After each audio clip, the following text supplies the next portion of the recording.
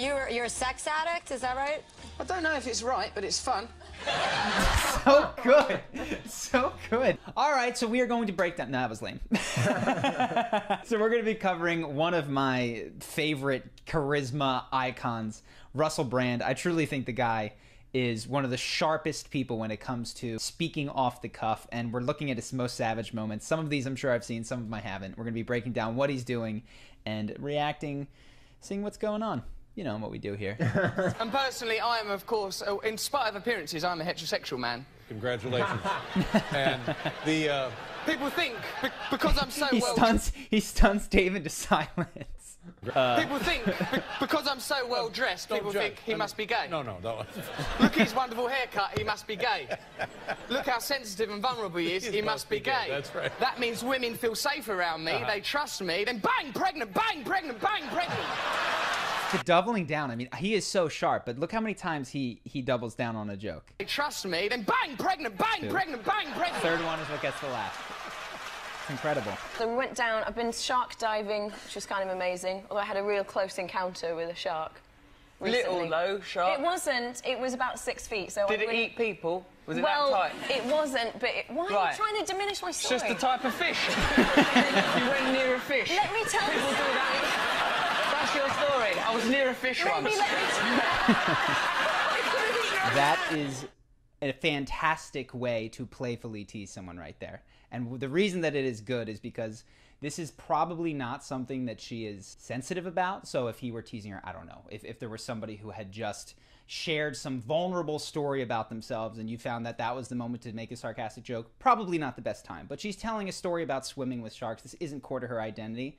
And he makes light of it in this way. This is actually a great way to build camaraderie and get close to people. Now, you're a sex addict, is that right? I don't know if it's right, but it's fun. So good. So good. So this is one thing that he does that I wish I did more often is people, myself included, are so literal in conversation. And he knows what she means. But when you purposely misinterpret what people say just for the purpose of having fun, that creates such a more engaging and interesting conversation. So that's what he does right off the bat here. All right, so I said, I've grown one already. I've already got a beard. They said bald. Yeah, that's right. Beard. I said, I've already grown it now. I can't go backwards. No, that's true. I've only got one direction with hair. Yeah. Up, out. Yeah, right. You can't retract it. You can't persuade hair to go, I apologise. That's 2 directions, so up, out, 2. Yeah. I didn't mean any offence, sir. I'm sorry for your plight. Excuse me, I'm sorry. And I'm sorry for yours. My thoughts are with you. See, he just keeps talking. Yeah, he just keeps going until something good happens. Exactly. He is so comfortable not getting a reaction. Well, he probably, because he wants the reaction so badly that he'll just continue to plow forward. But that is, I feel like a lot of people trail off when the initial joke doesn't take hold, and he doesn't. I like sex a lot. What I want to know is what's the difference between somebody who's really likes sex and who's a sex addict? Like, did you go to a treatment center for that?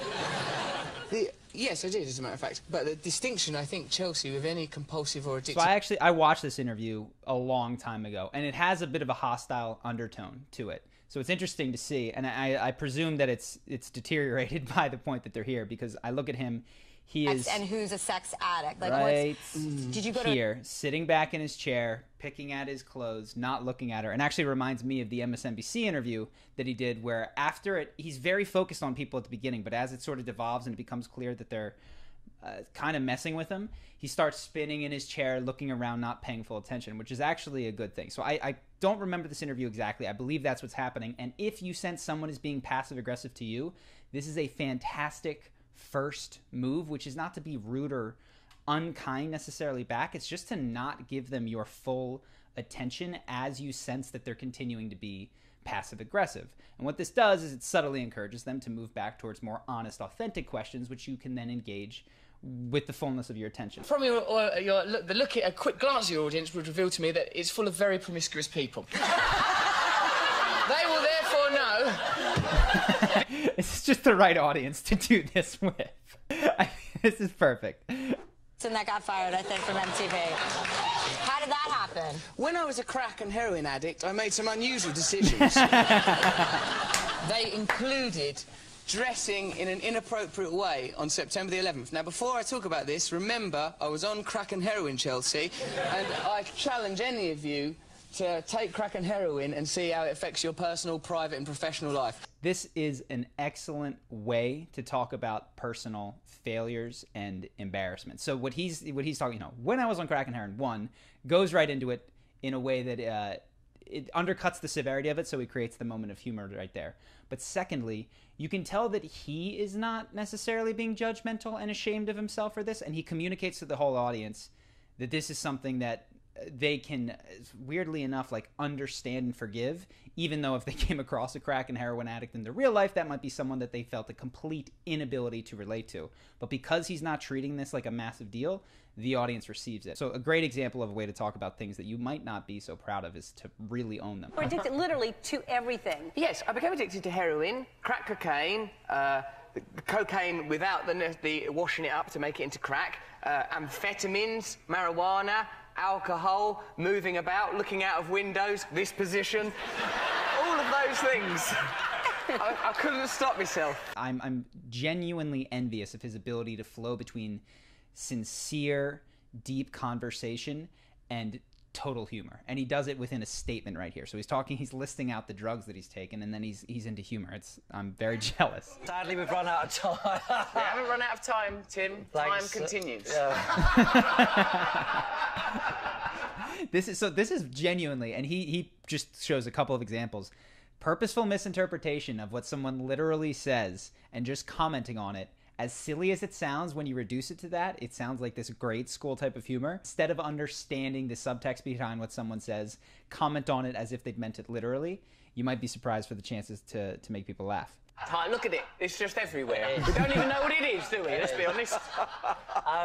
It's entropy. It's space. See? And then he doubles down. And this is what I acknowledge. Doubling down, anyone can do. Taking a joke and sort of adding tags to it, that's something that anyone can do. The lateral thinking, it's entropy, it's space. This is what is very, very difficult. And the only way I know of to improve upon this, that is a system for doing this, is improv comedy. So if this is something that you look at and you're like, oh my gosh, I want this for myself, check out, see if there's an improv comedy store near you. Probably wait till the whole thing is over.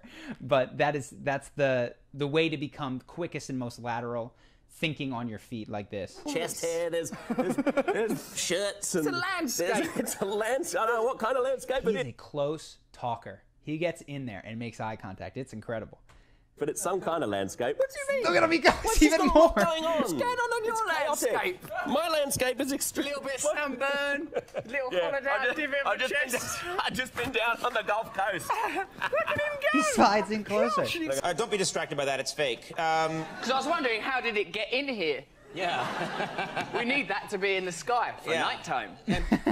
He's great. He's funny as hell. And he's one of the tougher people to break down.